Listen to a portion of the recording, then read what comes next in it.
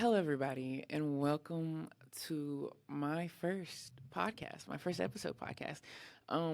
For those of you that know me, no, this was coming. We all knew this was coming. Let's be honest. We knew I was gonna do this, and we all know that I like to talk.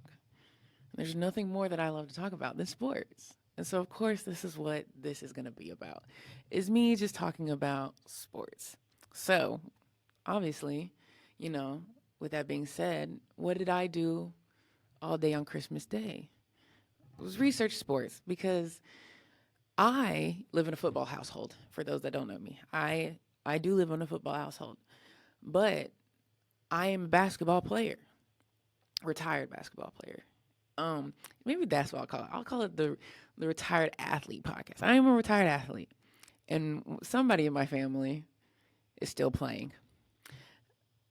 At what level? Don't worry about it. but so I wanted to watch basketball, of course. But guess what we did all Christmas Day? Was watch football. However, of course, I wanted to watch the Beyonce halftime performance, so I did enjoy that. But in my household, football gets played over basketball. And it reminds me, I asked on my Instagram a while back, which is better, college basketball or college football? And I am I was having this argument with my brother, and I'm disappointed in some of y'all. Even some of the basketball players said college football. Like we got to think about March Madness though. Like that's a whole different conversation. Anyways, back to the topic at hand. I wanted to watch basketball. Everybody wanted to watch football. So, scrolling through ESPN, scrolling through Instagram as one does, looking at scores, looking at what's happening. And I loved that LeBron said, "We own Christmas Day." Now, I know a lot of you football fans are going to be upset about that. And, rightfully so. You guys, there's some how will I say, controversy around the NBA right now. Is it even worth the watch anymore? Like, viewership is at an all time. Anyways, that's what viewership. That's what I'm getting at now. We're getting at viewership. So the viewership is down. LeBron says we own Christmas Day because he talked about how electrifying and how fun the game was, which I did go back and watch it. Insane. Ending was amazing. That's what you want to see. You want to see that. But to play devil's advocate, it's not like that all the time. Some NBA games are so boring. Some NBA games are bad. But as a fan, I don't want to admit that because I'm going to turn on a basketball game before I turn on anything else, no matter what sport's going on. Basketball will always, for me, be my number one. But right now, it ain't good. Even KD said after his game, because he played pretty good, and their game was good. He was like, hopefully, it was a step in the right direction. Which I don't feel like this is new though. Like I felt like NBA was. I don't want to say going downhill because I don't believe that's true either. Like talent literally is only getting better, but I do believe that like it's just not. Is it? I don't think it's taking a step in the right direction. Like yeah, there was these Christmas games were like some of the best we've seen this year, but that's not saying much. I don't feel like. I don't know. I could be wrong. I could not know what I'm talking about, but the viewership, you mean, I can't lie about this, the viewership is down.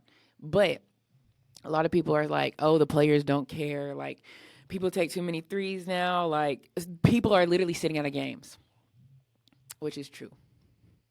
This all is very true. But what is the answer? Like, I don't know. Can you punish an NBA player for wanting to sit out a game?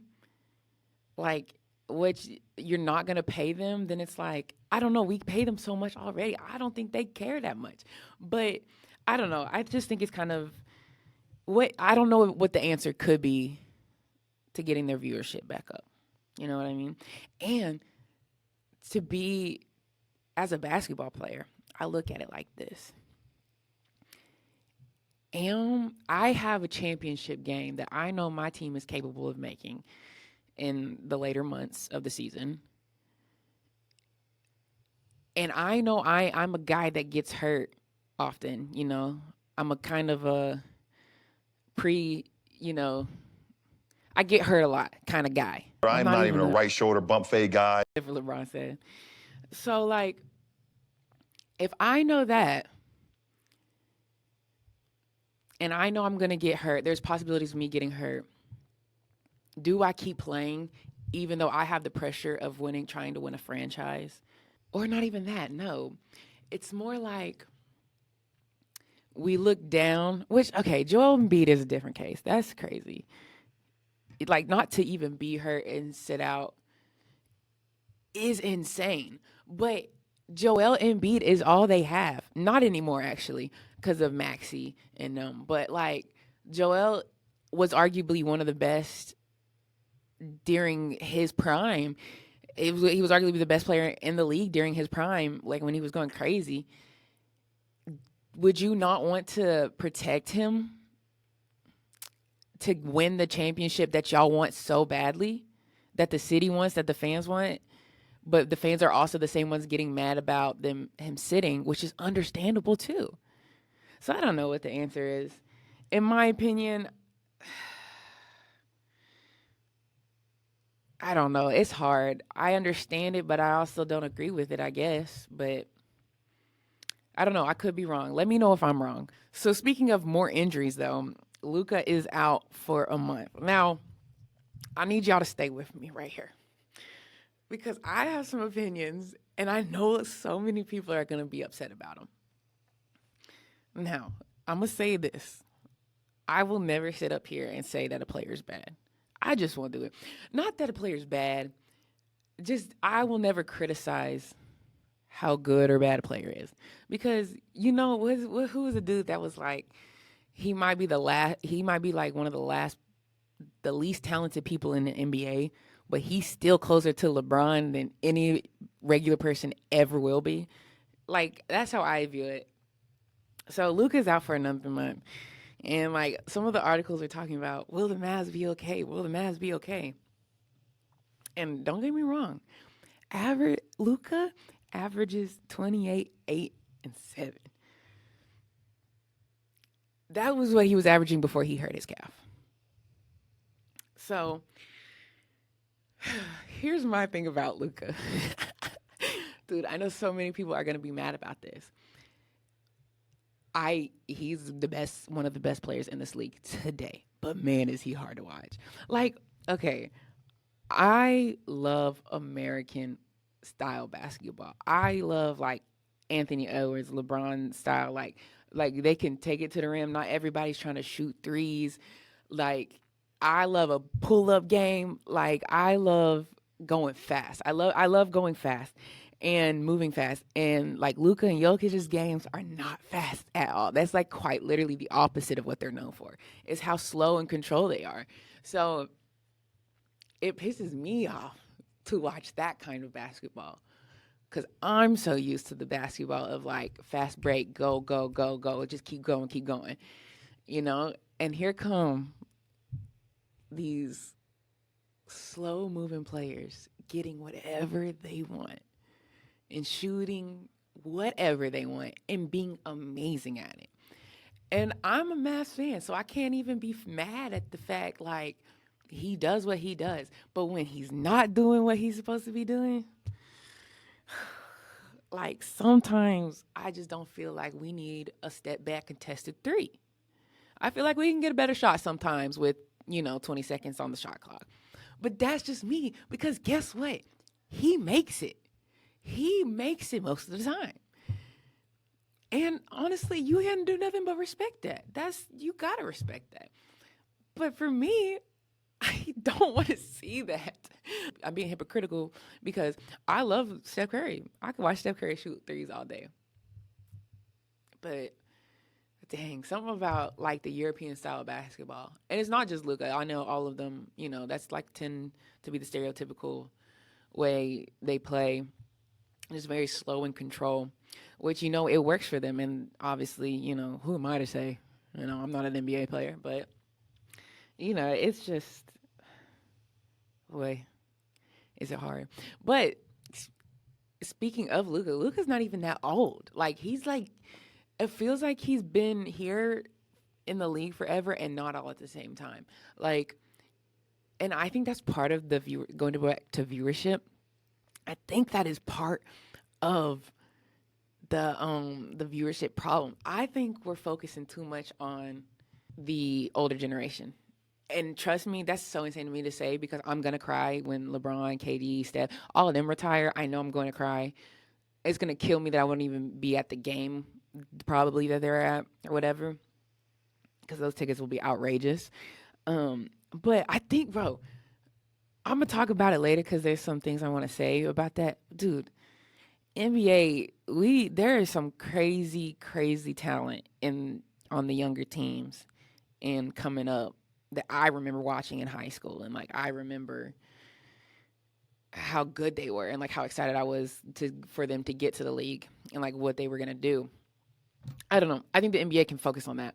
I think they could actually do a lot better job on that, and I think viewership would go up if we, which I hate to say, if we gave them some of the same attention that the older players get. I'm not calling out names because I'm a LeBron fan till the end, but some of them get a lot of media attention that maybe they don't necessarily need in that moment. But then we'll talk about the younger generation in a minute. Back to American style basketball, and to say that I say all that to say back on my Luca rant. Sorry about that. I would take an Anthony Edwards over Luka Doncic any day of the week. Like, I'm taking Anthony Edwards over, and that goes for any level. Like, I'm gonna take like the fast player that gets downhill, goes for the hard contested layup instead of like, trying to take a step back three. Like, I don't know. I think that's more interesting to watch. I could be wrong. I don't know. People love shooters. Everybody loves when somebody shoots a three. Whether we want to admit it or not, too many threes, I don't know. Everybody loves when we shoot threes. What else is happening in the NBA?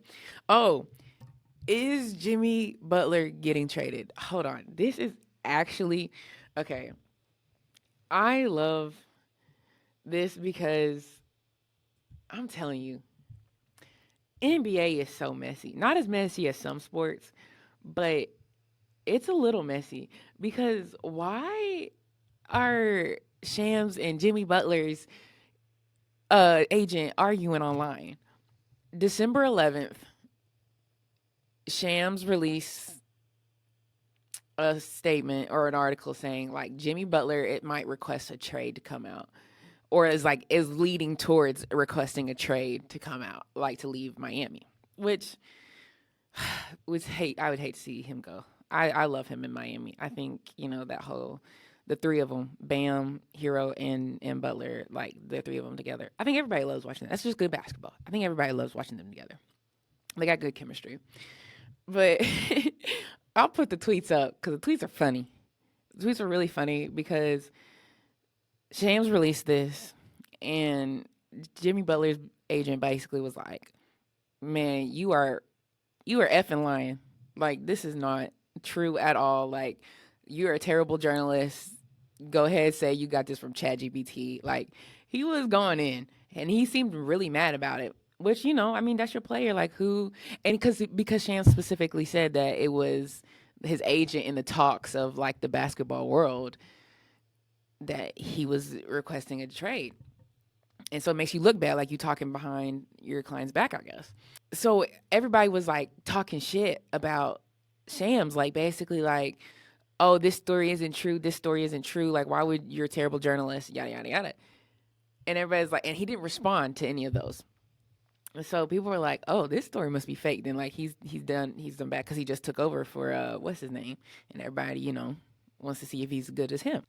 Then they release another article about it. So it like makes you sit back on Christmas Day, like confirming like, no. Like I stand on it. Like these are stories that are really happening. But Jimmy and his Butler keep coming out like we're not requesting a trade.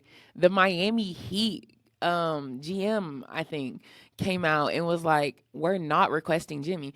But then it's also You telling me that he's just gonna make this up? Like, there's no truth to this at all? He's just making this up in thin air from thin air. I don't know. I don't know who to, like. I do think I don't know who's telling the truth. You know, I just think it's crazy because it's like, why would he just make that up and not even be a lick like at all true? I don't know. I could be wrong, but if let's say now let's talk about the talks are he's not getting traded. That was the last thing I think that was said on that. But they already came out and said these are some of the teams that he was getting traded to if he would, like some of the top teams. A lot of people said they want to see him at the Suns. I think this is a great idea. This could be fun. Him, KD, and Book together. Because I think they would have to get rid of Bradley Beal if they get Jimmy. I could be wrong, but I think I read that they would have to get rid of Beal. But which kind of sucks because I think those three together are really good. But Jimmy, KD, and Book together would be so dope. That would be cool. I don't know. I would want to see that. The Mavs, I think would be amazing, all them together. But I think they would have to get rid of Clay, which they just got him. Like, that's kind of crazy. I don't know. Could they do that? Who knows? Would they do that? I don't know. This is just also, we don't even know if it's going to happen because no one's really clear on if Jimmy wants to trade or if Miami really wants to trade or not.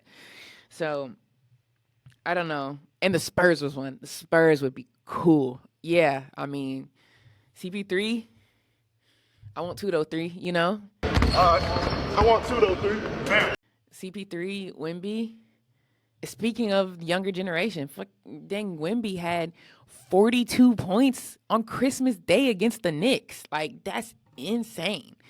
He's insane. Like, can you imagine your second year in the league and you put up a 40 ball in Madison Square Garden?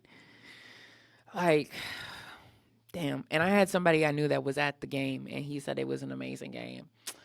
And like, what are we talking about? It's only getting better. But are we only getting better, or are people only getting worse at defense is the real question. That's a topic for another time. But yeah. Jimmy could be going to one of those teams, or he could not be. We actually may never know. Actually, we will know here soon because the deadline for the trade deadline is February 8th, 6th, something like that. So, we're going to find out here soon. Okay, finally, we can talk about the new generation and how I think we can improve the viewership for the NBA. And maybe just talk a little bit about that because like I just said, Wemby had 42 points against the Knicks. The Knicks aren't bad. So it's just insane because I feel like we should be talking more about the younger guys as much as we talk about the older guys. I was reading one article and they were talking about it. It was really funny. They were talking about KD because they were talking about how all the new guys coming in were doing really good. And they were like, oh, so-and-so had 26, so-and-so had 30. And it was like followed by old guard KD. I was like, damn, old guard is crazy. Unfortunately, they are going to retire soon, which I don't even want to talk about that. That's going to make me so upset. But we got to think as the media, like I'm part of the media. As the media, is it time to say goodbye? Because we got to start, because when they're gone, what are you going to do? I know we keep talking about everybody's like, the media is going to have so much like impact from LeBron retiring or Steph and KD. So when they're gone, we are not building any type of relationship between the younger generation and the audience now, because all we care about is Steph and LeBron and like KD and all the older guys. Like I don't feel like we have a connection, which is crazy because I also feel like we were the ones, my age group specifically. I remember watching these guys on like Ball's Life and Overtime, and like I remember seeing the younger generation coming up through high school and college. And it's like, I used to think they were like so good for their age, which they were obviously. But it's like I remember watching. It's like I can't wait for them to get to the NBA, and now they're in the NBA. And sometimes I don't even realize some of them are in the NBA already. I always assume like maybe we lost track of them in high school, or I mean, in college, or they try to make it and they didn't, because there were some like that. And it's like damn, like I didn't even know he was in there. I didn't even know he was in there already. I would have been watching him. I would have been supporting him more, but I didn't know he was there. So I don't know. I feel like we could give more media attention to the younger generation. People are like, okay, well, who's up next? And all of them. Yeah, honestly, OKC, bro. OKC is killing it right now, dude. Those guys are so much fun to watch. Um, like SGA had 45, 8, and 7. Yo, we got Wemby having 42. We got SGA having 41, 45. Like, and 16 points in the fourth quarter. Do you know how hard it must be to score that much? Do you understand that? Like, oh my God, they're so good. The Grizzlies broke a franchise, I think NBA record too, having 155 points that night in one game. Now, that is impressive. That is. It is impressive. Brings me to one of my points I have a bone to pick. Yo, nobody wants to see a basketball team score that many points. I'm sorry. I can't fathom that many points in one basketball game. What am I watching? I don't want to watch that. I don't. As a basketball fan, I don't want to watch you score 155 points, which is insane for me to even say, because why are we scoring 155 points in the first place? Like, are we not playing any defense? And I think it is impressive, obviously, but is it like entertaining me? Is it keeping me like wanting to come back and watch more? No, because it's like has to get boring at a point. Like, it has to get boring watching someone shoot a three and make it. Not boring, but maybe less interesting. Like, when you see greatness over and over again, you're going to get numb to greatness.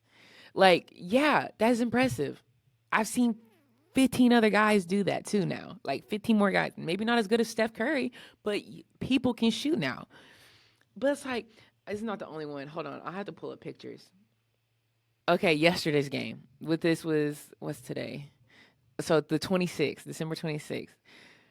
Like I said, 155 to 126. Can you imagine, as a basketball player, scoring 126 points in a basketball game and your team still loses?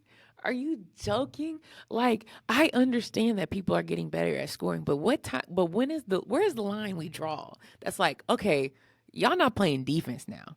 You're telling me you let them score 155 points? You're another NBA team. Stop them. Like, I don't know. Same day, Hawks and the Bulls, 141 to 133. That is insane. What am I watching? Like, I don't want to watch that. That has to be so, so, so boring. Like, what are we talking about? Okay, December, what is this? Okay, yeah, that was yesterday. December 23rd. And honestly, Christmas Day games, even though they were so much better and like they were so much more fun than usual, those scores were still kind of high. Like, it was kind of crazy. Okay, December 23rd, right? The Knicks and the Raptors. Dang, the Raptors again. 139 to 125. The Knicks won. That is insane. Like, some of the best games I've seen, I love to watch or enjoyed watching, they were like 90 to 100 points. Those were like, those are like the Warriors and the Cavs, like game sevens and like playoff games, like they're in the championship, like really late in the season. Like, okay, that makes more sense. They're playing more, they're scoring more. But just to be in a regular game and you're having 139 to 124. Like, and then the Jazz versus the Cavs, 113 to 124. Like, if you even your I feel like even your best D1 men's basketball teams, they score 113 points a game. 9 times out of 10 they won that game. Like, to score that many points at the college level, I know it's nowhere near, the best NBA players, but it's like, damn, that's a lot. That's a lot. What point does it get to too much? You know? Maybe, I don't know. I could be wrong. Maybe people love to see oh my gosh, the freaking December 21st, 125 to 133, the Suns and the Pistons. The Pistons beat them. Damn, wait, the Pistons won that? Damn, Suns, what you got going on? 133 to 125. They scored 125 points and still lost. The Suns did. I don't know. Am I just making, am I hating too much? Am I just jealous I can't score 130 points in a basketball game? But, like, it can't be that fun to watch. It gets boring, no? Same day, December 21st, the Grizzlies versus the Hawks. 128 Grizzlies, 112 Hawks. Why are we scoring that many points, bro? Genuinely. I just don't think that's fun anymore. It has to be boring. Or I could be wrong. Let me know if I'm wrong. Let me know if you like scoring that many points. If you think it's good that they get to score that many points. Because, I don't know, at a certain point, I wouldn't want to watch the basketball game either. It's kind of boring at that point. But, what do I know? So, thank you for watching this first episode. If you guys actually sat through and listened to me just yap the whole time, thank you so much. This is what I would be doing anyways if we were hanging out one-on-one. Hopefully you're seeing this shortly after I made it. And thank you for watching. Yeah. I'll see y'all next time.